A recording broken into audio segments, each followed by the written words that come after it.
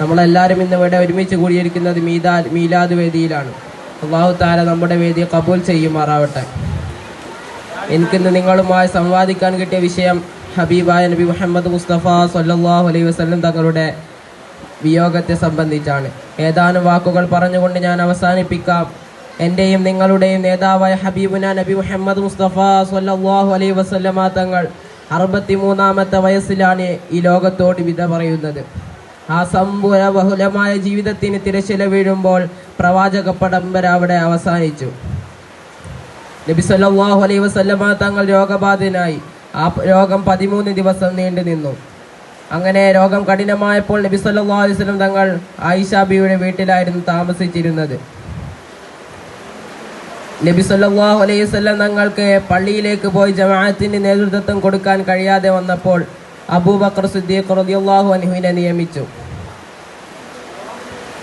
നബി സല്ലല്ലാഹു അലൈഹി വസല്ലമ തങ്ങളില്ലാത്ത ഒരു ജമാഅത്ത് നിസ്കാരം സ്വഹാബികൾക്ക് ചിന്തിക്കാൻ പോലും കഴിഞ്ഞിരുന്നില്ല. അങ്ങനെ ഒരു ദിവസം നബി സല്ലല്ലാഹു അലൈഹി വസല്ലമ തങ്ങൾ സ്വഹാബികളുടെ സങ്കടം കണ്ടപ്പോൾ രണ്ടുപേരുടെ ചുമലിൽ കൈവച്ചുകൊണ്ട് പള്ളിയിലേക്ക് വന്നു. അവിടുത്തെ അവസാനത്തെ പ്രഭാഷണത്തിൽ നബി സല്ലല്ലാഹു അലൈഹി വസല്ലം തങ്ങൾ സ്വഹാബികളോടായി പറഞ്ഞു, ഞാൻ ആതിഥേയനായി ആദ്യമേ പോവുകയാണ്. നിങ്ങൾ എൻ്റെ പിന്നാലെ വരുന്നതാണ്. എൻ്റെ വാഗ്ദത്ത സ്ഥലം എൻ്റെ ഹൗളാണ്.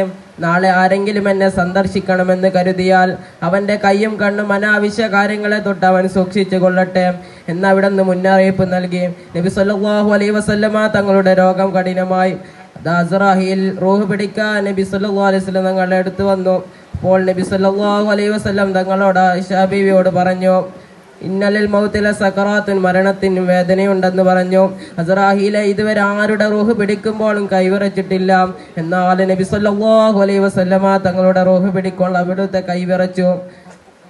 നബി സല്ലല്ലാഹു അലൈഹി വസല്ലം തങ്ങളുടെ റൂഹ് പിടിക്കുമ്പോൾ അസ്റാഹീലിന്റെ കൈവിറച്ചു. അങ്ങനെ ഹിജ്റ 11-ാം വർഷം റബീഉൽ അവ്വൽ 12 തിങ്കളാഴ്ച ഹബീബുന നബി മുഹമ്മദ് മുസ്തഫ സ്വല്ലല്ലാഹു അലൈഹി വസല്ലമ തങ്ങൾ ഈ ലോകത്തോട് വിട പറയുകയാണ്. അവിടുത്തെ വഫാത്ത് സ്വഹാബികൾക്ക് വിശ്വസിക്കാനായില്ല. മദീനയാകെ ശോകമുഖമായി. നബി സല്ലല്ലാഹു അലൈഹി വസല്ലം തങ്ങളുടെ മരണമറിഞ്ഞ സ്വഹാബികൾ ഏറെ ദുഃഖത്തിലായി. ഉമർ റളിയല്ലാഹു അൻഹു വികാരാധീനനായി വാളെടുത്തു. ഉസ്മാൻ റളിയല്ലാഹു അൻഹു നിശബ്ദനായി. അബൂബക്കർ സിദ്ദീഖ് റളിയല്ലാഹു അൻഹു എല്ലാവരെയും ശാന്തമാക്കി. അങ്ങനെ രംഗം ശാന്തമായി. സ്വഹാബികൾ ഓരോരുത്തരും യോഗം ചേർന്നു. അബൂബക്കർ സിദ്ദീഖ് റളിയല്ലാഹു അൻഹുവിനെ ഖലീഫയാക്കി. നബി സല്ലല്ലാഹു അലൈഹി വസല്ലം തങ്ങളെ കുളിപ്പിച്ചു കഫൻ ചെയ്തു.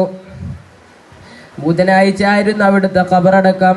നബി സല്ലല്ലാഹു അലൈഹി വസല്ലം തങ്ങൾ ആയിഷ ബീവിയുടെ വീട്ടിൽ എവിടെ വെച്ചാണ് മരണപ്പെട്ടത് അതേ സ്ഥലത്ത് തന്നെ നബി സല്ലല്ലാഹു അലൈഹി വസല്ലം തങ്ങളെ ഖബറടക്കി. ആ പുണ്യമാക്കപ്പെട്ട ഭൂമിക്കാൽ ഹുജറത്തു ഷരീഫ എന്ന് പേര് പറയപ്പെടുന്നു. എല്ലാവരും ഹജ്ജ് ചെയ്ത് നബി സല്ലല്ലാഹു അലൈഹി വസല്ലം തങ്ങളെ സന്ദർശിക്കാൻ കൂടി കരുതിയാണ് പോകുന്നത്.